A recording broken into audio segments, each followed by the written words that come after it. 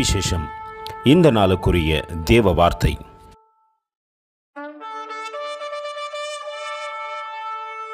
And looking upon Jesus, as he walked, he said, Behold, the Lamb of God.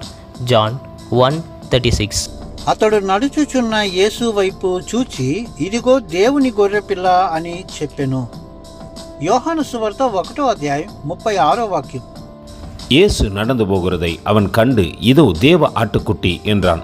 யோவான் 1:36. அன்பின் தேவ பிள்ளைகளே, தாயின் கர்ப்பத்திலே அபிஷேகத்திலே பிறந்த ஒரு மனிதன் தூரத்திலே இயேசு வருவதை கண்டபோது எத்தனை மேன்மை நிறைந்த மனிதனாய் அழகாய் சொல்லுகின்றார் பாருங்கள், தேவ ஆட்டுக்குட்டி என்று. ஆனால் இன்று தேவ சமூகத்தில் உயர்த்தப்பட்ட பிள்ளைகளாகிய நாம் அநேக நேரத்திலே மற்றவர்களை குற்றப்படுத்துவது மட்டுமல்ல, குறை சொல்லி கொண்டிருக்கிறோம். அப்படி குறை சொல்லாதபடிக்கு தேவ ஆவியை பெற்றிருப்போமானால் ஒரு மனிதனை அழகாய் உயர்த்தி பேசத்தக்கதாக தகுதி உள்ளவர்களாய் நாம் மாறியிருப்போம்.